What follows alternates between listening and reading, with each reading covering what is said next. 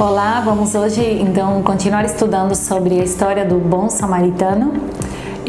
Se você quiser escutar novamente a mensagem, não sei se você teve a oportunidade de ouvir a mensagem, mas ela está no YouTube, se você quiser ouvir ela na íntegra para entender um pouco melhor sobre essa história, mas ela está em Lucas, capítulo 10, do versículo 25 ao versículo 37.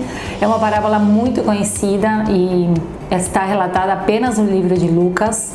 E o Senhor Jesus, quando contava as parábolas, sempre buscava nos identificar com algum dos personagens, ou que nós, os ouvintes, pudéssemos nos identificar com algum dos personagens, para aí entendermos o que ele queria nos dizer.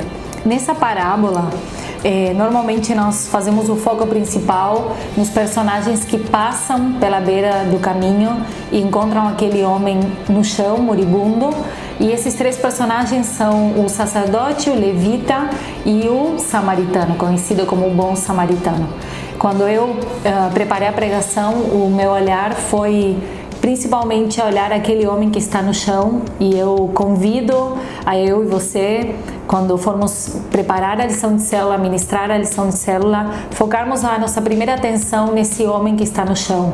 Talvez nos identificamos com outro personagem da história, mas o convite é que agora possamos olhar para esse homem que está no chão, né? Aquele homem que não sabemos quem ele era, seu nome, se era casado, se tinha filhos, mas esse homem foi assaltado por ladrões que tiraram tudo que ele tinha, saquearam completamente a sua bagagem. Também diz que o feriram gravemente, o espancaram, deixaram ele abandonado e, por último, deixaram ele quase morto. E essas são etapas que talvez muitos de nós passamos por elas ao longo dos anos da nossa vida. Talvez muitos que estão ouvindo esse vídeo, que vão participar da célula, foram pessoas abandonadas à beira do caminho de alguém, foram pessoas maltratadas, foram pessoas feridas, foram pessoas que foram machucadas ao longo dos anos e estão se sentindo como este homem ferido, quase sem vida, nesse lugar, nesse chão.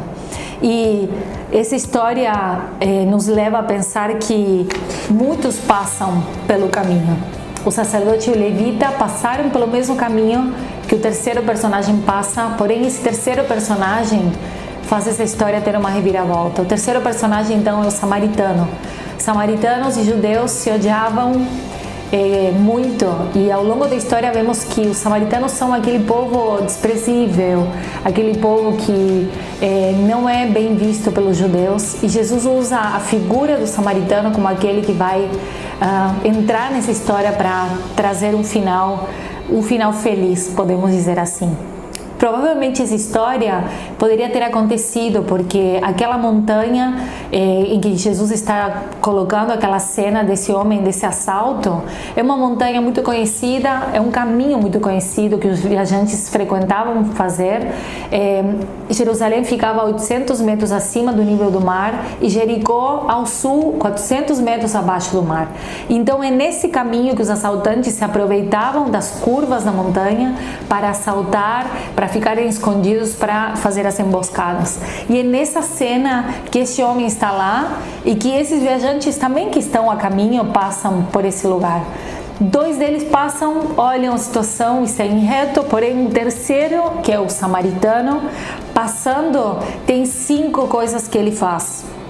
Ele tem piedade do homem, ele se sente comovido com aquela situação. Em segundo lugar, diz que a piedade não ficou apenas um sentimento do coração, mas o levou a tomar uma ação, diz que ele se aproximou. E além de se aproximar, ele, sabendo que ele estava numa estrada perigosa, ele não para por aí, ele não diz, tá respirando, tá com vida, vou seguir viagem. Ele diz, mais do que isso, ele enfaixa as feridas e derrama vinho e azeite nas feridas desse homem e o cura. Começa um processo de restauração nesse homem que ele não conhece. Diz o texto que o coloca sobre o animal, desce do seu próprio animal, provavelmente o jumento, e dá lugar para esse homem que precisa de suporte para caminhar. Esse homem provavelmente não poderia caminhar sozinho, precisava de alguém que o levasse, que o carregasse, e o bom samaritano faz isso com este homem, o coloca em cima do seu jumento. Muito me lembra ao que Jesus fez por nós. descendo do seu lugar de glória por amor, abrindo mão de tudo que ele tinha por direito, por amor a mim, a você, e se aproximando de nós, fazendo além do que um sentimento, tomando uma atitude, tomando uma ação, nos perdoando, nos sarando, nos dando nova vida.